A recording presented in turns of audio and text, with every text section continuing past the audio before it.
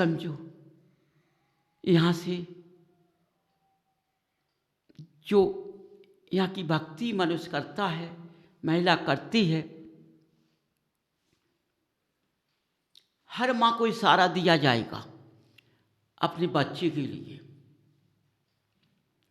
यदि माँ बाप अपने बच्चे का इशारा समझ जाए समझो,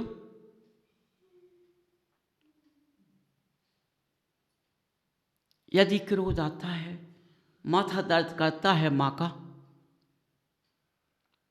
तो समझो अपने बच्चे को समझाया नहीं है।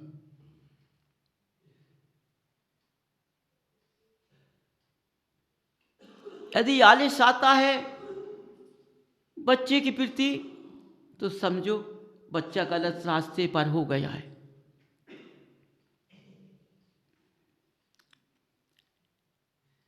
यदि पेट में दर्द होता है या कुछ भी होता है, खाने से कुछ खराबियां होती हैं, हो सकता माँ अपने बच्चे को खाने की स्वीकृति कहीं दिए है, बच्चा भी माँ भी दोनों गड़बड़ है।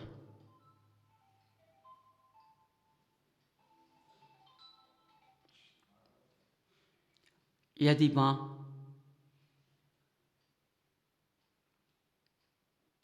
बच्चों को चाहती नहीं है, तो माँ की आंखों में बच्चे के प्रति हमेशा क्रोध भरा रहेगा और वाणी से अशब्द निकलेगा। समझो वह बच्चे को चाहती नहीं है।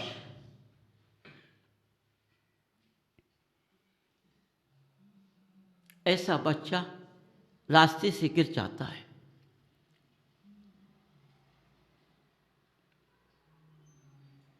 कभी भी अपने को सुधार करना चाहिए। ये क्रोध क्यों आया है, ये कहाँ से आया, उत्पन्न तो मैंने किया, ऐसा क्यों हो गया। भगवान से विनय करना चाहिए, उसका उत्तर मिलेगा। हर महिला, हर पुरुष हर बात का उत्तर लेना चाहे, उसको हर उत्तर मिलेगा उसी को। ऐसा द्वार है ये, स्वयं को मिलेगा, दूसरों को नहीं।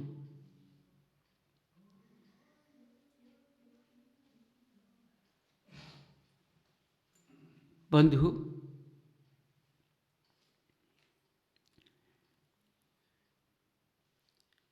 ये जिनालय है तुम्हारा,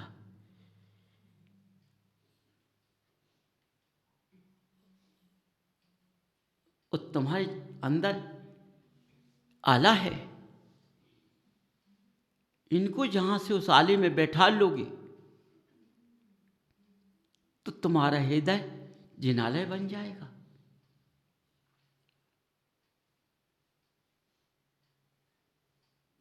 तुम्हारी क्रिया गलत नहीं हो पाएगी। फिर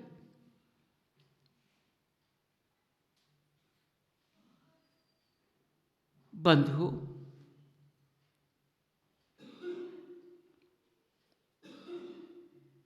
हर बात अपने ध्यान में लगाओ।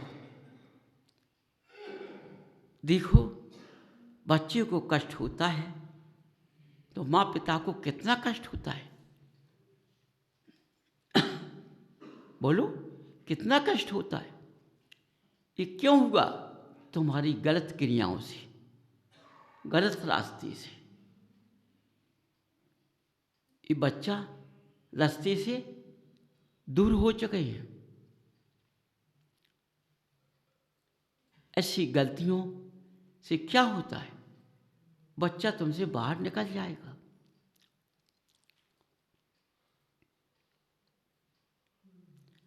अपने बच्चों से कभी क्रोध नहीं करना चाहिए। क्रोध किसका करो? प्यार का क्रोध करो, प्यार का। वो क्रोध नहीं करो कि मेरी वाणी से यह शब्द निकले, कभी नहीं।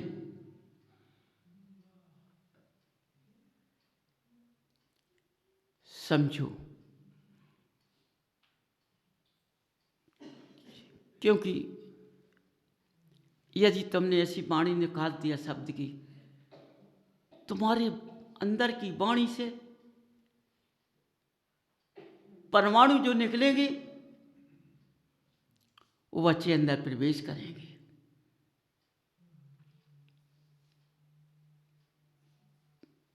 बच्चा गलत रास्ते से हो जाएगा। समझिए, संभाल नहीं पाओगे।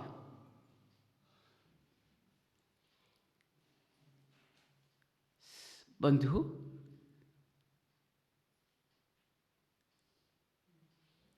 ये कहीं लिखी ना मिलेगी, ये कहीं लिखी नहीं मिलेगी, लेकिन ये महावीर की वाणी है।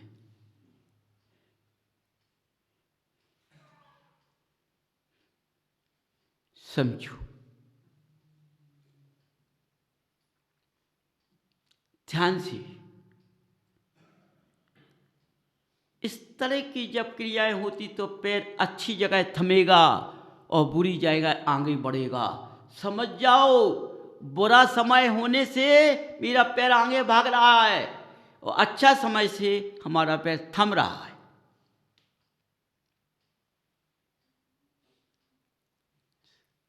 बंधु,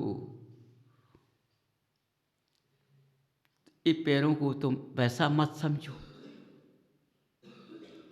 ये पैर भी बहुत महान होते हैं।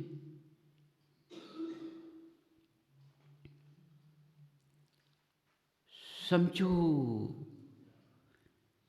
इसलिए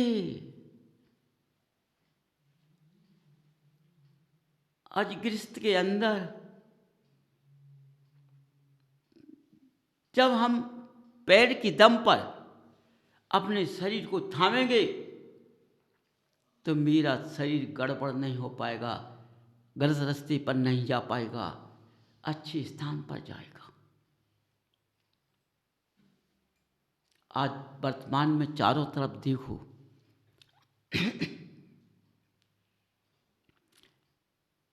तुम्हारा पैर अच्छा स्थान के लिए कम जमेगा, पैर रुकेगा नहीं, अच्छे स्थान के लिए थमेगा और तुम उस स्थान पर नहीं जाओगे। वो ले जाने को फिरेगा लेकिन तुम नहीं जाओगे।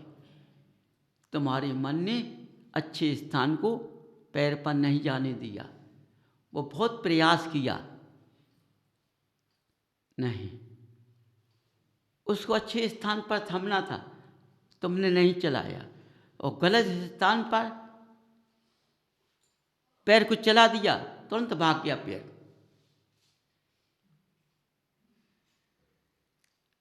भाव बदल जाते हैं, मन बदल जाता है, सब क्रियाएं बदल जाती हैं। इसलिए बंधुओं, हर चाहे पुरुष हो चाहे स्त्री हो, चाहे बच्चा हो चाहे बच्ची हो,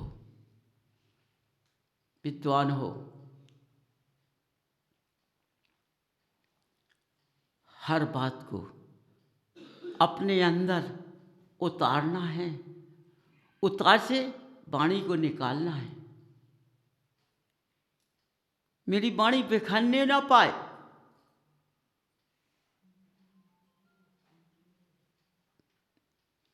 समझो, बिखर गई तो गलत हो गया। समझिए, इसलिए बंधुओं, तुमने जो पंचकाण किया था उसमें जो रूप रखी है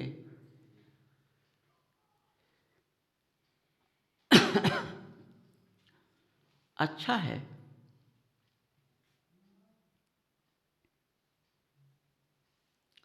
लेकिन उन चरणों से सीखो ना कुछ।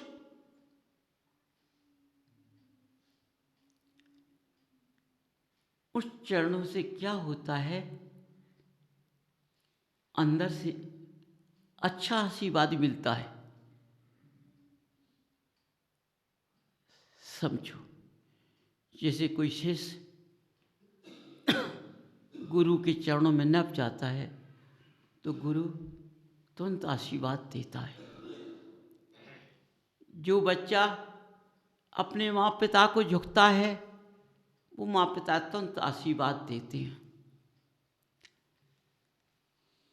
लेकिन दे रहे हैं, लेकिन उनको ये भी सोचना है तो मैंने गलत कभी बच्चे को गलत रास्ते से तो नहीं डांट दिया, गलत वाणी से तो नहीं डांट दिया, नहीं तो मेरा ये आशीर्वाद कट जाएगा।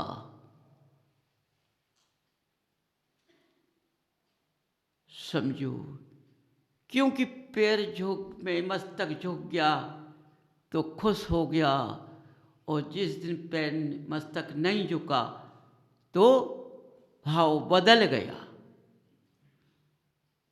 नेत्र बदल गया, भावना उत्पन्न दूसरी हो गई।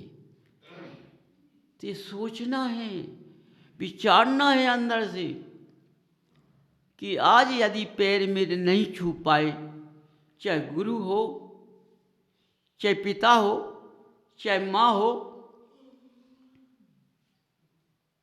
महानुभाव हो, उन्हें ये विचारना चाहिए, अपने अंदर से सोचना चाहिए। हो सकता है कि बच्चा समझ नहीं पाया, या किसी ध्यान में मस्त है, या किसी क्रिया में मस्त है, इसलिए नहीं झुक पाया। समझो, क्रोध नहीं करना चाहिए, वाणी से गलत भाव नहीं करना चाहिए। यदि छू ले रहा तो हम तुरंत आशीर्वाद दे देते, ऐसा नहीं।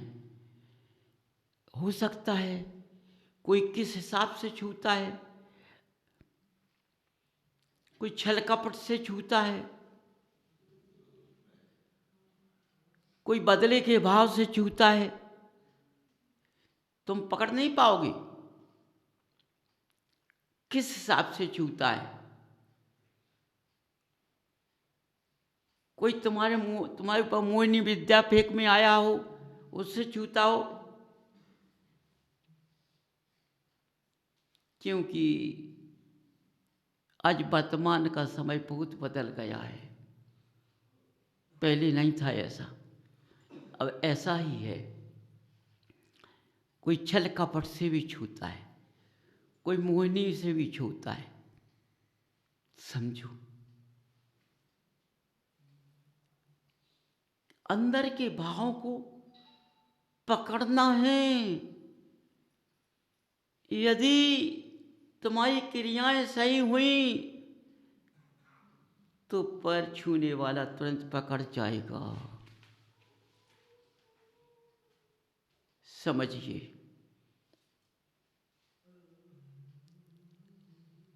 बंधु, यदि जो छल कपट करते हैं, सम्मान के साथ मस्तक को झुकाते हैं, यदि पैर पर के छल कपट करता है तो छल कपट उसको नहीं लगेगा, इस तुमको ही ले जाएगा, तुम्हें ले जाएगा नीचे। इसलिए मायाचारी, छल कपट, ईर्ष्या भाव से कभी पैर छूना नहीं चाहिए। समझो, कभी देखा देखी से नहीं। जब तक हमारा भाव का अंदर न उतरे तब तक ऐसा नहीं करना चाहिए। अपनी सच्चाई को अपने अंदर उतार कर देखो। यदि तुम्हारा जीवन पवित्र है तो तुम्हें सब झकने को मिल जाएगा, सब देखने को मिल जाएगा। यदि तुम्हारा शरीर पवित्र नहीं, अपवित्र है, तो कुछ नहीं मिल पाएगा। इसलिए हर मनुष्य को, हर महिला को कुल का ध्यान करो, अपने कुल का ध्यान करो। मैं किस कुल में पैदा हुई हूं, मैं किस कुल में पैदा हुआ हूं।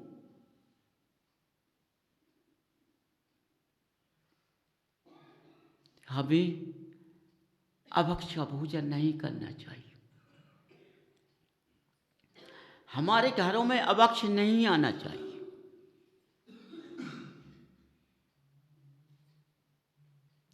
आज सारे घरों में अभक्ष आता है, चाहे विद्वान का हो, चाहे साहूकारों का हो, सबके घरों में अभक्ष आता है।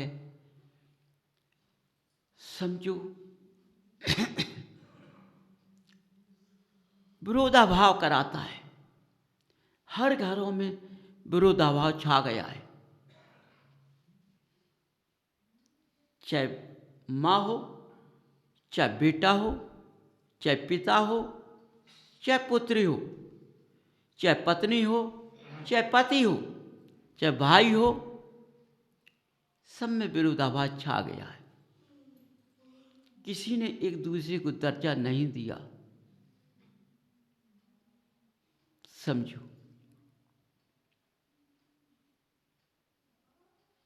बंधु, क्योंकि जितने सदस्य हैं घर में, उतने राज चलाना चाहती हैं गृहस्थ का। तो जब राजी राजा घर में हो जाएंगे तो प्रजा कहाँ से आएगी?